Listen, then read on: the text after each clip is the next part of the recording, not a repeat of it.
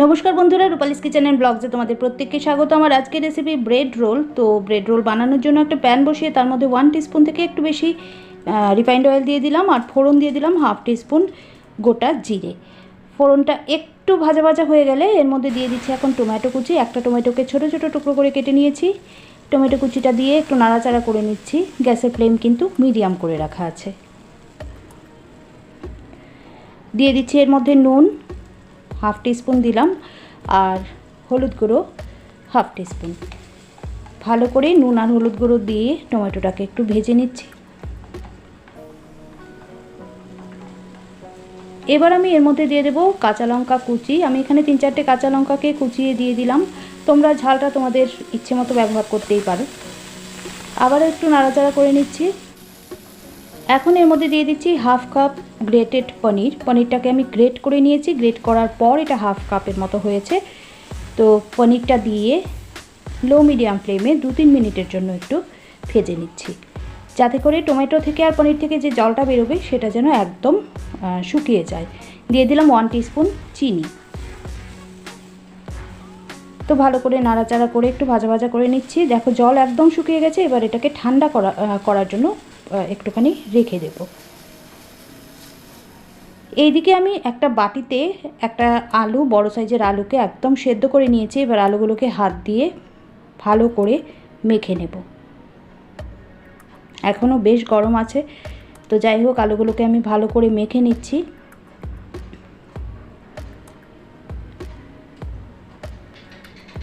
দেখো আলুটা মাখা হয়ে গেছে। এর মধ্যে দিয়ে দেবো লবণ স্বাদ মতো, আর দিয়ে দিচ্ছি কসুরি মেথি 1 টিস্পুন।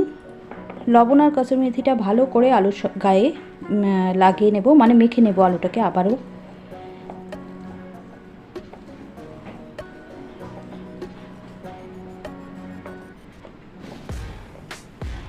এখন এর মধ্যে দিয়ে দিচ্ছি যে আমি টমেটো, পনির, কাঁচা লঙ্কা এগুলো যে ভেজে রেখেছিলাম সেগুলোকে। এবার আলুর সঙ্গে ভালো করে সমস্ত কিছু ঠেসে ঠেসে একদম মেখে নিচ্ছি।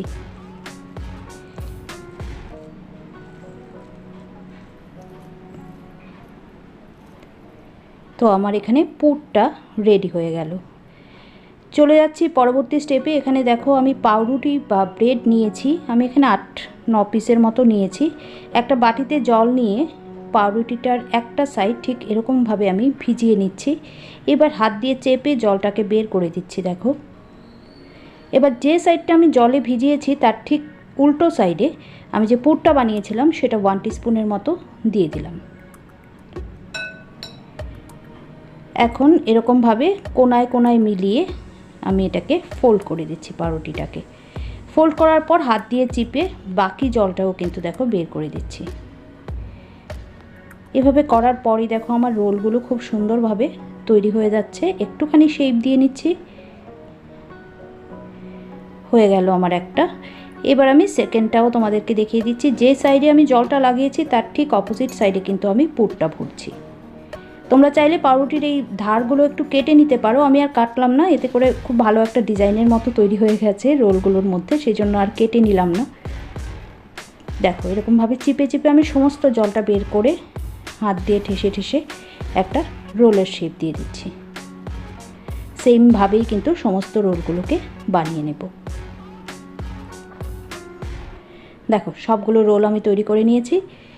এবার একটা প্যানে পরিমাণ মতো রিফাইন্ড অয়েল আমি খুব ভালো করে গরম করে নিয়েছি। এইবার রোলগুলোর থেকে 2-3টে বা 4টে করে করে দিয়ে এপিট ওপিট একদম গোল্ডেন ব্রাউন কালার করে ভেজে নেব। ভাজার সময় গ্যাসের ফ্লেম মিডিয়াম করে রাখতে হবে।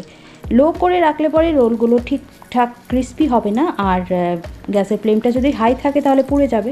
তো সেই জন্য মিডিয়াম ফ্লেমে দুদিক উল্টে পাল্টে ভালো করে 3-4 মিনিট সময় নিয়ে এগুলোকে ভেজে নিচ্ছি আমি।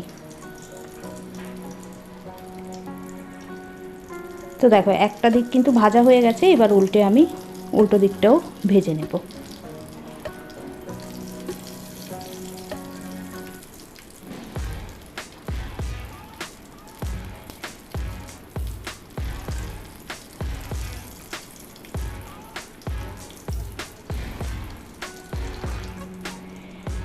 তো তৈরি হয়ে গেল আমার ব্রেড রোল কিংবা পাউরুটির রোল, খুব সাধারণ উপকরণ ব্যবহার করে দারুণ ক্রিস্পি এবং দারুণ সুস্বাদু কিন্তু এই রোলগুলো তৈরি হয়ে গেল। তো এগুলো নামিয়ে এখন আমি টমেটো সসের সঙ্গে পরিবেশন করব। আমার আজকের রেসিপি কেমন লাগলো অবশ্যই কমেন্ট করে জানিও, ভালো লাগলে লাইক করো, শেয়ার করো আর অবশ্যই সাবস্ক্রাইব করে আমার পাশে থেকে যেও। আজ চলি তাহলে, নমস্কার সবাইকে।